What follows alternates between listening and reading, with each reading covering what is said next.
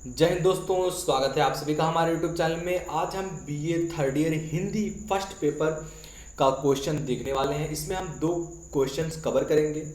देखिए, इसमें पहला जो प्रश्न है आपका, इस तरह से प्रश्न पूछा जाएगा कि आपको सप्रसंग उसका व्याख्या देना है, संदर्भ उसका व्याख्या देना है। आपको संदर्भ भी लिखना है और व्याख्या भी देना है, और इसके बारे में क्या विशेषता है ये आपको लिखना है।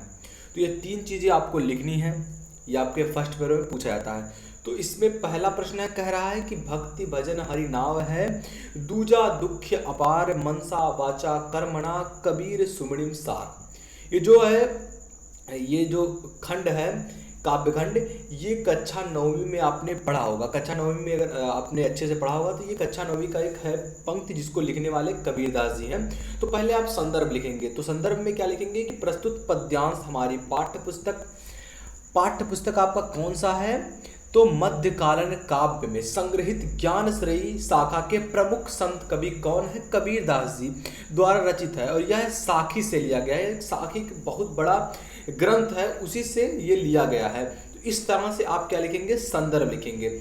इसके बाद आ जाते हैं मेन टॉपिक यानी कि व्याख्या पर। अब व्याख्या करने के लिए आपको इसको ध्यान से देखना होगा, ध्यानपूर्वक देखना होगा, और एक एक शब्द का अर्थ समझते चलेंगे तो आपको लिखने में आसानी होगी और आप विस्तृत लिख सकते हैं ताकि आपको पूरा नंबर मिले। इसमें कह रहा है कि भक्ति भजन हरि नाव है। ध्यान से सुनिएगा कि जो आपका भक्ति होता है, कबीरदास जी कहते हैं कि जो भक्ति है ये एक भजन हो, जो आपका भक्ति भजन करते हैं ये एक हरि नाव की तरह बन जाता है, जिसमें दूजा दुख अपार। इतना मैंने आपको बता दिया कि इसमें दुखों को पार करके आप जा सकते हैं। लेकिन अब इसे विस्तार करके समझते हैं, कल्पना के साथ समझते हैं कि एक, मान लीजिए एक कबीरदास जी कहते हैं कि एक नदी है, और वो नदी क्या है, जिसमें पानी नहीं भरा हुआ। उस नदी में क्या है, दुख है, आपके पाप हैं, और उन पापों को पार करने के लिए आपका एक मात्र जो भक्ति होता है, यहाँ जो दिया गया है भक्ति और भजन, ये इसके द्वारा ही आप उस दुख और उस पाप से भरे नदी को आप पार कर सकते हैं और उस किनारे पर जा सकते हैं जहां से आपको एक ईश्वर को प्राप्त करने का रास्ता मिलेगा। तो ये कहने का अर्थ है। जिस प्रकार से कह रहे हैं कि मनसा मन से, और वाचा आपके बोली से जो आप बोलते हैं, कर्मना जो आप कर्म करते हैं सारे दिन, तो ये मन और बोली काम, ये तीनों से ईश्वर का नाम जपने स्मरण करने से, जो स्मरण करना ही मूल है। यानी कि जो आपका कबीर सुमनिम सार, इसका क्या अर्थ है कि ईश्वर के नाम का स्मरण करना ही मूल है। तो इस संदर्भ में इन्होंने बताया इस तरह से। तो आशा करते हैं ये आपको समझ में आ गया होगा।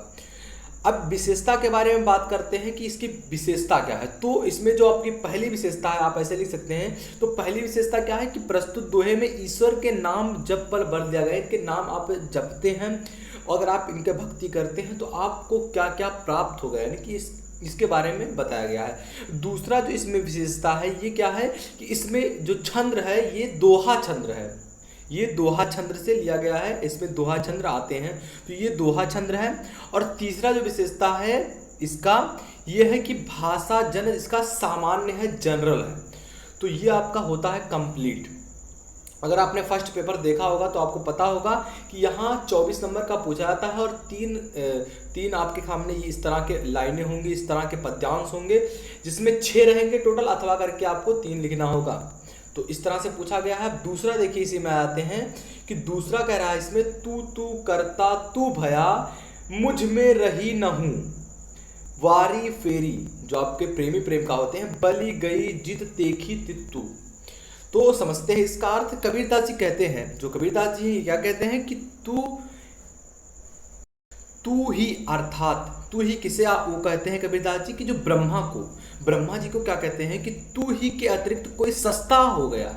अब कोई सस्ता हो गया कौन, जीवात्मा कह रही है, जो इनके अंदर से जो आत्मा है वो क्या कह रही है कि मैं ईश्वर पर न्यौछावर होकर समर्पित हो गई हूँ, कि मुझ में रही ना हूँ, कि जो मेरे अंदर आत्मा है ये ईश्वर पर न्यौछावर हो गई है, ईश्वर पर समर्पित हो गई है।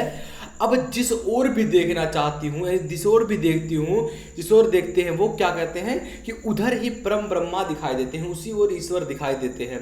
जिस प्रकार से कह रहे हैं कि वारी फेरी बल गई जित देखी तित तू, जिस प्रकार से प्रेमी जो कोसार होता है, इसे जगत में पत्नी के सिवा कोई दिखाई नहीं देता है, इसी प्रकार मेरा प्रेम, मेरी जीवात्मा ईश्वर की ओर खींची जा रही है, ये कहते हैं। और संदर्भ मैंने आपको पहले ही बता दिया कि संदर्भ आपका जो पहले की तरह रहेगा, जो आपके पहले लाइन में था। अब आ जाते हैं विशेषता पर। इसमें क्या विशेषता है?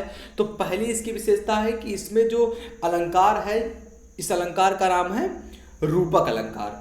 और जो दूसरी इसकी विशेषता है कि जीव का नाश जो है सुनिश्चित ऐसे बताते हुए समय शेष रहे ही कार्य संपन्न करने की इसमें बात कही गई है। और तीसरा है, इसमें भाषा जन सामान्य है। और जो आपका छंद है ये क्या है? दोहा ही इसमें भी है। और चौथा इसकी विशेषता क्या है कि इस दोहे में ज्ञान और प्रेम का समन्वय किया गया है, कि ज्ञान और प्रेम इनको समन्वय करने का, मिलाने का प्रयास किया गया है। तो कबीरदास जी के दो दोहे थे, मैंने आपको बता दिया, ये अच्छे से आपको समझा दिया। आशा करते हैं ये आपको समझ में आ गया होगा। तो अगर समझ में आया तो प्लीज़ इस वीडियो को शेयर कर दीजिए। अभी तक चैनल को सब्सक्राइब नहीं किया तो चैनल को सब्सक्राइब कर दीजिए, ताकि इसके आगे भी हम ऐसे ऐसे 2-2, 3-3 आपके 5-5 टॉपिक्स लाते रहें और आपको समझाते रहें, ताकि आप एग्ज़ाम में अच्छा करके आएँ।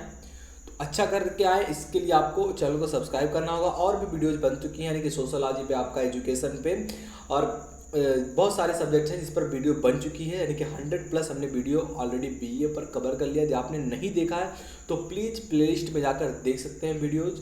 तो मिलते हैं आपसे अगली वीडियो में। और एक कमेंट जरूर ड्रॉप कीजिएगा आप लोग कि कैसा वीडियो लगा, इसमें क्या गलतियाँ हैं, क्या मुझे इम्पैक्ट कर लाना चाहिए, क्या सुधार करना चाहिए, तो और क्या आपको आगे फ्यूचर में चाहिए, वीडियोज़ किस पर चाहिए, टॉपिक्स, ये सारे आप डिस्कस कर लीजिए कमेंट में। तो उसी हिसाब से हमारे सिलेबस चलते रहेंगे। तो मिलते हैं आपसे अगली वीडियो में, तब तक के लिए जय हिंद, जय भारत।